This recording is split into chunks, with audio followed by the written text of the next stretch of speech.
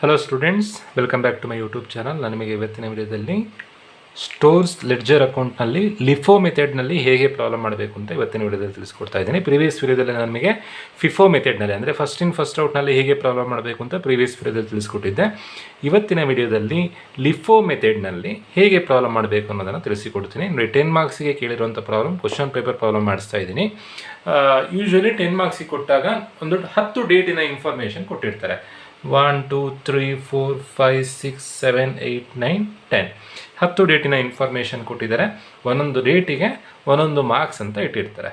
So ನಾನಿಲ್ಲಿ column ಹಾಕೊಂಡಿದ್ದೀನಿ. Stores ledger account, LIFO method, purchase, issue, balance, ಎಲ್ಲದರಲ್ಲೂ ಮೂರು column: quantity, rate amount, quantity, rate amount, quantity, rate amount. So first ಕೊಟ್ಟಿರೋಂಥ date ಯಾವುದು ಅಂತಂದರೆ Jan first ಕೊಟ್ಟಿದ್ದಾರೆ. Date ಅಂಡರಲ್ಲಿ ನಾನು ಜಾನ್ ಫಸ್ಟ್ ಅಂತ ಬರ್ಕೊಳ್ತಾ ಇದ್ದೀನಿ. ಓಪನಿಂಗ್ ಬ್ಯಾಲೆನ್ಸ್ ಅಂತ ಕೊಟ್ಟಿದ್ದಾರೆ. ಪರ್ಚೇಸ್ ಅಂತ ಕೊಟ್ಟರೆ ಪರ್ಚೇಸಿಗೆ ಬರೀಬೇಕು, ಇಶ್ಯೂ ಅಂತ ಕೊಟ್ಟರೆ ಇಶ್ಯೂ ಬರೀಬೇಕು, ಬ್ಯಾಲೆನ್ಸ್ ಅಂತ ಕೊಟ್ಟರೆ ಡೈರೆಕ್ಟಾಗಿ ಬ್ಯಾಲೆನ್ಸಿಗೆ ಬರೀಬೇಕು. Opening balance, closing balance, opening stock, closing stock ಏನೇ ಕೊಟ್ಟಿದ್ರು ಡೈರೆಕ್ಟಾಗಿ ಬ್ಯಾಲೆನ್ಸಿಗೆ ಬರೀಬೇಕು. ಬ್ಯಾಲೆನ್ಸಿಗೆ ಬರ್ಕೊಳ್ತಾ ಇದ್ದೀನಿ. ಬ್ಯಾಲೆನ್ಸ್ ಅಂತ ಹೇಳಿ ಎಷ್ಟು ಕೊಟ್ಟಿದ್ದಾರೆ? ಓಪನಿಂಗ್ ಬ್ಯಾಲೆನ್ಸ್ ಅಂತ ಹೇಳಿ 100 ಯೂನಿಟ್ಸ್ ಕೊಟ್ಟಿದ್ದಾರೆ. ಕ್ವಾಂಟಿಟಿ ಅಂದರೆ ಒಂದೇ, ಯೂನಿಟ್ಸ್ ಅಂದರೆ ಒಂದೇ, ರೇಟ್ 12 ರೂಪೀಸ್ ಇದೆ. ಅಮೌಂಟ್ ಹೇಗೆ ಬರುತ್ತೆ ಅಂತಂದರೆ ಮಲ್ಟಿಪ್ಲೈ ಮಾಡಿದಾಗ ಅಮೌಂಟ್ ಬರುತ್ತೆ. 100 × 12 ಮಾಡಿದಾಗ ಬರುವಂಥದ್ದು 1200. ಅಲ್ಲಿಗೆ ಫಸ್ಟ್ ಡೇಟಿಂದು ಕ್ಯಾಲ್ಕುಲೇಷನ್ ಮಾಡಿ ಆಯಿತು. ನೆಕ್ಸ್ಟ್ ಕೊಟ್ಟಿರೋವಂಥ date Jan 5th. Jan 5th ಏನಾಗ್ತಾ ಇದೆ? ಪರ್ಚೇಸ್ ಆಗ್ತಾ ಇದೆ. ಎಷ್ಟು ಪರ್ಚೇಸ್ ಆಗ್ತಾ ಇದೆ? ಪರ್ಚೇಸ್ ಆಗ್ತಿರೋದ್ರಿಂದ ಪರ್ಚೇಸ್ ಅಂಡರಲ್ಲಿ ಬರೀಬೇಕು. ರಿಸಿಟ್ಸ್ ಅಂದರೂ ಒಂದೇ, ಪರ್ಚೇಸ್ ಅಂದರೂ ಒಂದೇ. ಎಷ್ಟು ಪರ್ಚೇಸ್ ಆಗ್ತಿದೆ? 800 ಪರ್ಚೇಸ್ ಆಗ್ತಾ ಇದೆ.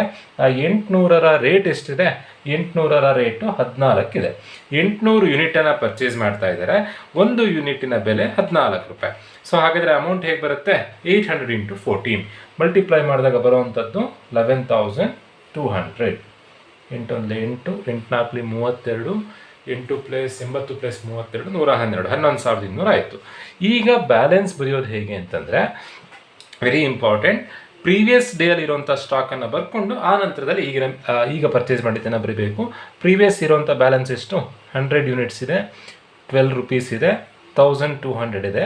ಪ್ರೀವಿಯಸ್ ಡೇದು ಬ್ಯಾಲೆನ್ಸನ್ನು ಬರ್ಕೊಂಡಿದ್ದೀವಿ. ದೆನ್ ಈಗ ಪರ್ಚೇಸ್ ಮಾಡಿದ್ದು ಬರೀಬೇಕು. ಈಗ ಪರ್ಚೇಸ್ ಮಾಡಿದ್ದೆಷ್ಟು? 800, 14, 11,200. ಅಲ್ಲಿಗೆ ಸೆಕೆಂಡ್ ಡೇಟ್ ಆಯಿತು. ನೆಕ್ಸ್ಟ್ ಕೊಟ್ಟಿರುವಂಥದ್ದು ಯಾವುದು? 14 ಕೊಟ್ಟಿದ್ದಾರೆ. ಜಾನ್ 14th ಏನಾಗ್ತಾ ಇದೆ? ಅಗೈನ್ ಪರ್ಚೇಸ್ ಮಾಡ್ತಾ ಇದ್ದಾರೆ. ಎಷ್ಟು ಪರ್ಚೇಸ್ ಮಾಡ್ತಿದ್ದಾರೆ? 500 ಪರ್ಚೇಸ್ ಮಾಡ್ತಾ ಇದ್ದಾರೆ. ಅದರ ರೇಟ್ ಎಷ್ಟಿದೆ? 15 ಇದೆ. ಸೊ ಇಲ್ಲಿ ಡೈರೆಕ್ಟಾಗಿ ಪರ್ಚೇಸ್ ಅಂತ ಕೊಡೋ ಬದಲು ಇಂಡೈರೆಕ್ಟಾಗೂ ಕೊಡ್ಬೋದು. ಇಂಡೈರೆಕ್ಟಾಗಿ ಏನೇನು ಕೊಡ್ಬೋದು? ರಿಸೀವ್ಡ್ ಫ್ರಮ್, ನಾನು ನಿಮಗೆ ಸ್ಟಾರ್ಟಿಂಗ್ನಲ್ಲಿ ಒಂದಷ್ಟು ನೋಟ್ ಹೇಳಿದ್ದೆ. ರಿಸೀವ್ಡ್ ಫ್ರಮ್ ಸಪ್ಲೈಯರ್ ಅಂತ ಕೊಟ್ಟರು ಪರ್ಚೇಸ್, ರಿಸೀಟ್ಸ್ ಅಂತ ಕೊಟ್ಟರು purchase. Then return from department ಅಂತ ಕೊಟ್ಟರು ಪರ್ಚೇಸ್, ರಿಟರ್ನ್ ಟು ಸ್ಟೋರ್ಸ್ ಅಂತ ಕೊಟ್ಟರು ಪರ್ಚೇಸ್. ಸೊ ಅದಕ್ಕೆಲ್ಲ ರಿಟರ್ನ್ ಟು ಸ್ಟೋರ್ಸ್ ಅಂತ ಕೊಟ್ಟರೆ ನೀವು ಲಾಸ್ಟ್ ಟೈಮ್ ಕಳಿಸಿದ್ದನ್ನು ನಿಮಗೆ ವಾಪಸ್ ಕಳಿಸ್ತಿದ್ದಾರೆ. ಆವಾಗ ನೀವೆಲ್ಲ ಡೇಟ್ ಎಲ್ಲ ಲಾಸ್ಟ್ ಟೈಮ್ ಕಳಿಸಿರೋ ಡೇಟನ್ನು ಅಥವಾ ಕ್ವಶನಲ್ಲಿ ಕೊಟ್ಟಿರೋ ಡೇಟನ್ನು ನೋಡಿ ಬರ್ಕೊಳ್ಬೇಕಾಗತ್ತೆ. ಈಗ ಡೈರೆಕ್ಟಾಗಿ ಪರ್ಚೇಸ್ ಅಂತ ಕೊಟ್ಟಾಗ ಪರ್ಚೇಸ್ ಆರ್ಡರಲ್ಲಿ ಬರ್ಕೊಳ್ಬೇಕು. ಪರ್ಚೇಸ್ ಅಂತ ಕೊಡೋ ಬದಲು ಬೇರೆ ಏನೇನು ಕೊಡ್ಬೋದು ಅಂತಂದರೆ received from supplier, received from vendor, received, receipts, ಯಾವ್ದು ಬೇಕಾದರೂ ಕೊಡ್ಬೋದು. ಈಗ ಪರ್ಚೇಸ್ ಅಂತ ಕೊಟ್ಟಿದ್ದಾರೆ, 500 ಪರ್ಚೇಸ್ ಆಗ್ತಾ ಇದೆ.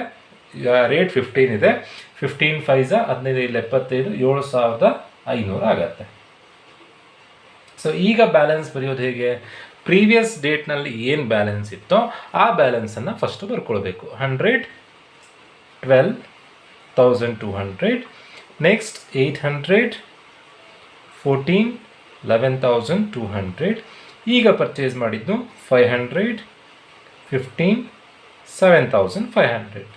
ಪರ್ಚೇಸ್ ಆದಾಗೆಲ್ಲ ಹಿಂದಿನ ಡೇಟಿನ ಬ್ಯಾಲೆನ್ಸನ್ನು ಬರ್ಕೊಂಡು ಆ ನಂತರದಲ್ಲಿ ಅವತ್ತಿನ ಡೇಟಿನ ಬ್ಯಾಲೆನ್ಸನ್ನು ಬರೀಬೇಕು. 14ನೇ ತಾರೀಕು ಆದಮೇಲೆ ಇರುವಂಥದ್ದು 17ನೇ ತಾರೀಕು. ಏನಾಗ್ತಾ ಇದೆ? 17ನೇ ತಾರೀಕಿಗೆ ಇಶ್ಯೂ ಆಗ್ತಾ ಇದೆ. ಸೊ ಇಶ್ಯೂ ಕಾಲಮಲ್ಲಿ ಬರೀಬೇಕು. 600 ಅಂತ ಕೊಟ್ಟಿದ್ದಾರೆ. ನೆನ್ಪಿಟ್ಕೊಳ್ಳಿ, ಯಾವಾಗ ಇಶ್ಯೂ ಆಗುತ್ತೋ ರೇಟನ್ನು ಕೊಡೋಲ್ಲ. ಫಿಫೋದಲ್ಲಾದರೂ ಅಷ್ಟೇ, ಲಿಫೋದಲ್ಲಾದರೂ ಅಷ್ಟೇ, ಅಥವಾ ಸಿಂಪಲ್ ಆವ್ರೇಜ್, ವೇಟೆಡ್ ಆವ್ರೇಜ್ನಲ್ಲಾದರೂ ಅಷ್ಟೇ ರೇಟ್ ಕೊಡೋಲ್ಲ.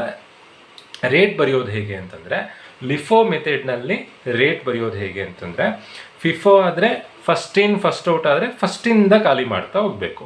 ಲಿಫೋ ಅಂತಂದರೆ ಲಾಸ್ಟಿಂದ ಖಾಲಿ ಮಾಡ್ತಾ ಹೋಗೋದು. Last in first out. Last ಇರೋದು ಯಾವುದು? 500. ಫಸ್ಟು ಈ 500ಅನ್ನು ಖಾಲಿ ಮಾಡಬೇಕು. 500ರ ರೇಟ್ ಎಷ್ಟಿದೆ?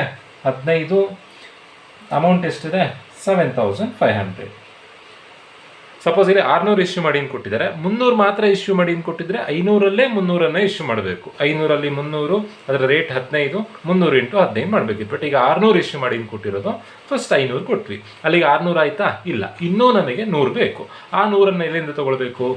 800ರಲ್ಲಿ ತೊಗೊಳ್ಬೇಕು. ಕೆಳಗಿಂದ ಇಶ್ಯೂ ಮಾಡ್ತಾ ಹೋಗೋದು, ಲಾಸ್ಟಿಂದ ಇಶ್ಯೂ ಮಾಡ್ತಾ ಹೋಗೋದು. ಲಾಸ್ಟ್ ಇನ್ ಫಸ್ಟ್ ಔಟ್, ಫಸ್ಟಿಂದ ಇಶ್ಯೂ ಮಾಡ್ತಾ ಹೋದರೆ ಫಿಫೋ, ಲಾಸ್ಟಿಂದ ಇಶ್ಯೂ ಮಾಡ್ತಾ ಹೋದರೆ ಲಿಫೋ. ಫಸ್ಟಿಗೆ 500 ಕೊಟ್ಟರೆ 500 ಖಾಲಿ ಆಯಿತು. ಈಗ ಇನ್ನೂ ನಾವು 100ಅನ್ನು ಕೊಡಬೇಕು. ಏನಕ್ಕೆಂದರೆ ಒಟ್ಟು 600 ಆಗಬೇಕು, ಇನ್ನೂ 100ಅನ್ನು ಇಶ್ಯೂ ಮಾಡಬೇಕು. ಯಾವುದರಲ್ಲಿ ಅಂತಂದರೆ 800ರಲ್ಲಿ. ಅದರ ರೇಟ್ ಎಷ್ಟಿದೆ? 14 ಇದೆ. ಮಲ್ಟಿಪ್ಲೈ ಮಾಡಿದಾಗ 14 × 100 ಮಾಡಿದಾಗ 1400 ಆಗುತ್ತೆ. ನೀವು ಕೇಳ್ಬೋದು ಇಲ್ಲಿರೋದು 800, ಬಟ್ ಏನಕ್ಕೆ 100 ಬರೆದಿದ್ದು ಅಂತ ಕೇಳ್ಬೋದು. ಯಾಕೆ ಅಂತಂದರೆ ನಾವು ಇಶ್ಯೂ ಮಾಡಬೇಕಾಗಿರೋದು 600 ಮಾತ್ರ. 500ಅನ್ನು ಆಲ್ರೆಡಿ ಕೊಟ್ಟಿದ್ದೀವಿ. ಸೊ 600 ಆಗಬೇಕು ಅಂದರೆ ಇನ್ನು ನಮಗೆ 100 ಸಾಕು, 100 ಇಶ್ಯೂ ಮಾಡಿದ್ರೆ ಸಾಕು. ಈಗ ನಿಮ್ಮ ಪರ್ಸಲ್ಲಿ 800 ರೂಪಾಯಿ ಇರುತ್ತೆ, ಬಟ್ ನಾನು ಕೇಳೋವಂಥದ್ದು ನಿಮ್ಮ ಪರ್ಸಲ್ಲಿ 800 ರೂಪಾಯಿ ಇದೆ, ನಾನು 100 ರೂಪಾಯಿ ಕೇಳಿದ್ರೆ ನೀವು ಎಷ್ಟು ಕೊಡ್ತೀರಾ? 800 ರೂಪಾಯಿ ಕೊಡ್ತೀರಾ? ಇಲ್ಲ, 100 ರೂಪಾಯಿ ಮಾತ್ರ ಕೊಡ್ತೀರಾ. ಎಷ್ಟು ಇಶ್ಯೂ ಮಾಡ್ಲಿಕ್ಕೆ ಹೇಳಿದಾರೋ ಅಷ್ಟನ್ನು ಮಾತ್ರ ಇಶ್ಯೂ ಮಾಡಬೇಕು. ಈಗ ನೋಡಿ 600 ಇಶ್ಯೂ ಮಾಡ್ಲಿಕ್ಕೆ ಹೇಳಿದ್ದಾರೆ, 500 ಆಲ್ರೆಡಿ ಇಶ್ಯೂ ಮಾಡಾಗಿದೆ. ಸೊ ಇನ್ನೆಷ್ಟು ಇಶ್ಯೂ ಮಾಡಬೇಕು? ಇನ್ನು 100 ಇಶ್ಯೂ ಮಾಡಿದ್ರೆ ಸಾಕು. ಬಟ್ ನಿಮ್ಮ ಹತ್ರ ಎಷ್ಟು ಬ್ಯಾಲೆನ್ಸ್ ಇದೆ? 800 ಇದೆ. 800 ಇದೆ ಅಂತ ಅಂದ್ಕೊಂಡು 800ಅನ್ನು ಇಶ್ಯೂ ಮಾಡೋದಲ್ಲ, ಟೋಟಲ್ ಆಗಿ 600 ಆಗಬೇಕು ಅಂತಂದರೆ 100 ಇಶ್ಯೂ ಮಾಡಿದ್ರೆ ಸಾಕು. ಸೊ 100ಅನ್ನು ಇಶ್ಯೂ ಮಾಡಿದ್ದೀವಿ. ಈಗ ಬ್ಯಾಲೆನ್ಸ್ ಬರೆಯೋದು ವೆರಿ ಇಂಪಾರ್ಟೆಂಟ್. ಫಸ್ಟಿಂದನೇ ಬ್ಯಾಲೆನ್ಸ್ ಬರೀಬೇಕು. 100, ಈ 100ಅನ್ನು ಏನೂ ಇಶ್ಯೂ ಮಾಡಲಿಲ್ಲ, ಸೊ ಹಾಗೆ ಬರ್ಕೊಳ್ತಾ ಇದ್ದೀನಿ. 100, 12,200. ನೆಕ್ಸ್ಟ್ 800ರಲ್ಲಿ 100ಅನ್ನು ಕೊಟ್ವಿ, ಹಾಗಾದರೆ ಉಳಿಯೋದು ಎಷ್ಟು? 700. ಯಾವುದರಲ್ಲಿ 700 ಉಳಿದಿದ್ದು? 800ರಲ್ಲಿ. ಅದರ ರೇಟ್ ಎಷ್ಟಿದೆ? 14 ರೂಪಾಯಿ ಇದೆ. 14 × 700 ಬರುವಂಥ ಆನ್ಸರ್ 9800. ಈ 500ರಲ್ಲಿ 500ಅನ್ನು ಇಶ್ಯೂ ಮಾಡಿ ಆಗಿದೆ, ಕೊಟ್ಟಾಗಿದೆ. ಸೊ 500ರಲ್ಲಿ 500 ಕೊಟ್ಟಾಗಿದೆ, 500ಅನ್ನು ಬರೆದಿಲ್ಲ. 800ರಲ್ಲಿ 100ಅನ್ನು ಕೊಟ್ಟಿದ್ದೀವಿ. ಸೊ ಉಳಿಯುವಂಥದ್ದು 800ರಲ್ಲಿ 100 ಕೊಟ್ಟರೆ 700 ಉಳಿಯುತ್ತೆ. ಬ್ಯಾಲೆನ್ಸ್ ಬರೀಬೇಕಾದ್ರೆ ಫಸ್ಟಿಂದನೇ ಬ್ಯಾಲೆನ್ಸ್ ಬರೀಬೇಕು. ಈ 100 ಕೊಟ್ಟಿಲ್ಲ, ಹಾಗೆ ಬರ್ಕೊಂಡಿದ್ದೀವಿ. 800ರಲ್ಲಿ 100 ಕೊಟ್ವಿ, 700 ಉಳಿಯಿತು. 500ಕ್ಕೆ 500 ಖಾಲಿಯಾಗಿದೆ, ಸೊ ಬರ್ಕೊಂಡಿಲ್ಲ. ಸೊ 17 ಆದಮೇಲೆ ನೆಕ್ಸ್ಟ್ ಇರುವಂಥ ಡೇಟ್ ಯಾವುದು? 17 ಆದಮೇಲೆ ಇರುವಂಥದ್ದು 20ನೇ ತಾರೀಕು. 20ನೇ ತಾರೀಕಿಗೆ ಏನಾಗ್ತಾ ಇದೆ? ಪರ್ಚೇಸ್ ಆಗ್ತಾ ಇದೆ. ಎಷ್ಟು ಪರ್ಚೇಸ್ ಆಗ್ತಿದೆ? 800 ಪರ್ಚೇಸ್ ಆಗ್ತಿದೆ. ರೇಟ್ 16 ಇದೆ. 800 × 16 ಮಾಡಿದಾಗ ಬರುವಂಥ ಆನ್ಸರ್ 12,800. ಸೊ ಈಗ ಬ್ಯಾಲೆನ್ಸ್ ಬರೆಯೋದು ಹೇಗೆ? ಪ್ರೀವಿಯಸ್ ಡೇಟಿಂದು ಬ್ಯಾಲೆನ್ಸನ್ನು ಬರ್ಕೊಂಡು ಆ ನಂತರದಲ್ಲಿ ಬ್ಯಾಲೆನ್ಸ್ ಬರೀಬೇಕು. ಪ್ರೀವಿಯಸ್ ಡೇಟಿನ ಬ್ಯಾಲೆನ್ಸ್ 100, 12,200. ನೆಕ್ಸ್ಟ್ 700, 14, 9,800.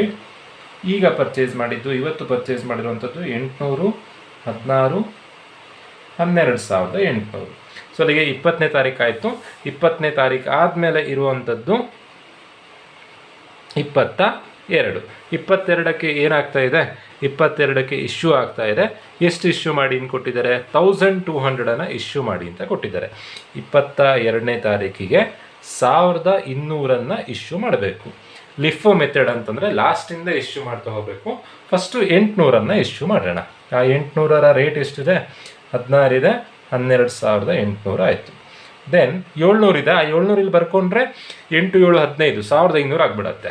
ಬಟ್ ನಾವು ಇಶ್ಯೂ ಮಾಡಬೇಕಾಗಿರೋದು ಇಷ್ಟು 1,200 ಮಾತ್ರ. ಸೊ ಅಲ್ಲಿಗೆ ಇನ್ನೂ 400 ಸಾಕು. ಆ 400ಅನ್ನು ಇಲ್ಲಿಂದ ಇಶ್ಯೂ ಮಾಡಬೇಕು? 700ರಿಂದ. ಸೊ ಅದರ ರೇಟ್ ಎಷ್ಟಿದೆ? 14 ಇದೆ. 14 56. 400 × 14, 5,600. ಈಗ ಬ್ಯಾಲೆನ್ಸ್ ಬರೆಯೋದು ಹೇಗೆ ನೋಡಿ? 1,200 ಇಶ್ಯೂ ಮಾಡಿದ್ದು ಹೇಗೆ ಅಂತಂದರೆ ಲಾಸ್ಟಿಂದ ಇಶ್ಯೂ ಮಾಡಬೇಕು. ಫಸ್ಟ್ 800 ಇಶ್ಯೂ ಮಾಡಿದ್ವಿ, ಇನ್ನು 400 ಬೇಕು. 400ಅನ್ನು 700ರಿಂದ ಕೊಟ್ವಿ. ಸೊ ಈಗ ಬ್ಯಾಲೆನ್ಸ್ ಬರೆಯೋದು ಹೇಗೆ? ಫಸ್ಟಿಂದನೇ ಬರೀಬೇಕು. ಫಸ್ಟು 100 ಇತ್ತು ಇಲ್ಲಿ, ಅದನ್ನೇನೂ ಇಶ್ಯೂ ಮಾಡಲಿಲ್ಲ. ಆ 100 ಹಾಗೆ ಉಳ್ಕೊಂಡಿದೆ, ಹಾಗೆ ಬರ್ಕೊಳ್ಬೇಕು. ನೆಕ್ಸ್ಟ್ 700ಅಲ್ಲಿ ನಾವು ಎಷ್ಟು ಕೊಟ್ಟಿದ್ದೀವಿ? 400 ಕೊಟ್ಟಿದ್ದೀವಿ. 700ಅಲ್ಲಿ 400 ಕೊಟ್ಟರೆ 300 ಉಳಿಯುತ್ತೆ. ಸೊ ಯಾವುದರಲ್ಲಿ 300 ಉಳಿದಿದ್ದು? 14 ರೇಟಲ್ಲಿ 300 ಉಳಿದಿದ್ದು. 14 42, 4,200. ಈ 800ರಲ್ಲಿ 800 ಖಾಲಿಯಾಗಿದೆ. ಸೊ 800ಅನ್ನು ಬರೆಯೋದು ಬೇಡ. ಸೊ ನೆಕ್ಸ್ಟ್ ಕೊಟ್ಟಿರೋವಂಥ ಡೇಟ್ ನೋಡಿ, ಕ್ವಶನ್ ಪೇಪರಲ್ಲಿ ನೆಕ್ಸ್ಟ್ 25 ಕೊಟ್ಟಿದ್ದಾರೆ, ಬಟ್ ನೀವು ಅಷ್ಟನ್ನು ನೀಟಾಗಿ ಅಬ್ಸರ್ವ್ ಮಾಡಬೇಕು. ಲಾಸ್ಟಿಗೆ 23 ಅಂತ ಕೊಟ್ಟಿದ್ದಾರೆ. 23ನೇ ತಾರೀಕು ಸ್ಟಾಕ್ ವೆರಿಫೈ ಮಾಡಿದಾಗ ಶಾರ್ಟೇಜ್ ಆಫ್ 20 ಯೂನಿಟ್ಸ್ ಅಂತ ಕೊಟ್ಟಿದ್ದಾರೆ. ನೆನ್ಪಿಟ್ಕೊಳ್ಳಿ, ಶಾರ್ಟೇಜ್ ಅಂತಂದರೆ ನೀವು ಕಮ್ಮಿ ಕಳಿಸಿದ್ದೀರಾ ನೋಡಿ, ಕನ್ನಡ ವರ್ಷನಲ್ಲೇ ಕೊಟ್ಟಿದ್ದಾರೆ, ಕಡಿಮೆ ಕಂಡು ಬಂದಿದೆ, ಕಮ್ಮಿ ಕಳಿಸಿದ್ದೀರಾ.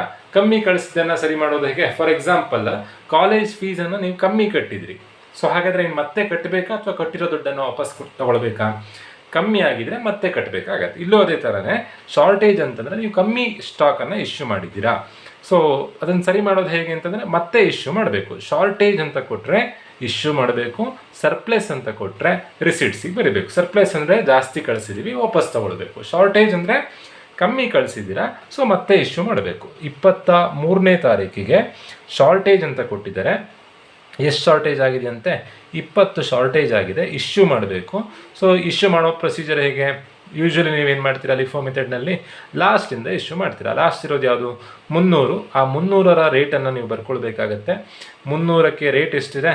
14 ಇದೆ. ಅದೇ ರೇಟನ್ನು ಇಲ್ಲಿ ಬರ್ಕೊಳ್ಬೇಕು. 14 × 20 280. ನೆನ್ಪಿಟ್ಕೊಳ್ಳಿ, ಶಾರ್ಟೇಜ್ ಅಂತ ಕೊಟ್ಟರೆ ಇಶ್ಯೂ ಬರೀಬೇಕು. ಸೊ ಈಗ ಬ್ಯಾಲೆನ್ಸ್ ಬರೆಯೋದು ಹೇಗೆ? 100 ಕೊಟ್ಟಿಲ್ಲ, 100 ಹಾಗೆ ಉಳಿದಿದೆ. 100 12,200. 300ಅಲ್ಲಿ 20 ಕೊಟ್ವಿ, 280 ಉಳಿಯುತ್ತೆ. ಯಾವುದರಲ್ಲಿ 280 ಉಳಿದಿದ್ದು? 300ಅಲ್ಲಿ. ಅದರ ರೇಟ್ ಎಷ್ಟಿದೆ? 14 ಇದೆ. 280 × 14 ಮಾಡಿದಾಗ ಬರುವಂಥ ಆನ್ಸರ್ 3920. ಸೊ 23 ಆಯಿತು. 23 ಆದಮೇಲೆ ಇರುವಂಥದ್ದು 25. 25ಕ್ಕೆ ಏನಾಗ್ತಾ ಇದೆ? ಪರ್ಚೇಸ್ ಆಗ್ತಾ ಇದೆ. ಎಷ್ಟು ಪರ್ಚೇಸ್ ಆಗ್ತಾ ಇದೆ? 1400 ಪರ್ಚೇಸ್ ಆಗ್ತಾ ಇದೆ. ರೇಟ್ 13 ಕೊಟ್ಟಿದ್ದಾರೆ. 1400 × 13 ಮಾಡಿದಾಗ ಬರುವಂಥ ಆನ್ಸರ್ 18,200. ಬ್ಯಾಲೆನ್ಸ್ ಬರೆಯೋದು ಹೇಗೆ? ಪ್ರೀವಿಯಸ್ ಬ್ಯಾಲೆನ್ಸನ್ನು ಬರ್ಕೊಳ್ಬೇಕು ಫಸ್ಟು. 100 12,200 280 14 3920 then 1400 13 18,200.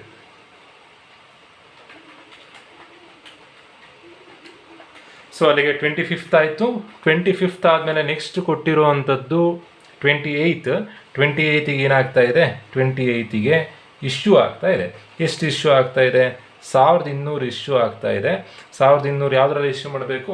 ಲಾಸ್ಟಿಂದ ಇಶ್ಯೂ ಮಾಡಬೇಕು. ಲಾಸ್ಟ್ ಇರೋದು ಯಾವುದು? 1400. ಅದರಲ್ಲಿ 1200 ಇಶ್ಯೂ ಮಾಡಬೇಕು. ಅದರ ರೇಟ್ ಎಷ್ಟಿದೆ? 13 ಇದೆ. 13 ಬರ್ಕೊಳ್ತಾ ಇದ್ದೀನಿ. ಇಲ್ಲಿ 1400 ಇದೆ ಅಂತ 1400 ಬರ್ಕೊಂಡಿಲ್ಲ. ನಾವು ಇಶ್ಯೂ ಮಾಡಬೇಕಾಗಿರೋ 1200 ಮಾತ್ರ. ಸೊ 1200 ಬರ್ಕೊಂಡಿದ್ದೀನಿ. ಯಾವುದರಲ್ಲಿ? 1400 ಕೊಡಬೇಕು. ಸೊ ಅದರ ರೇಟನ್ನು ಬರ್ಕೊಳ್ತಾ ಇದ್ದೀನಿ. 1200 × 13 ಮಾಡಿದಾಗ ಬರುವಂಥದ್ದು 15,600.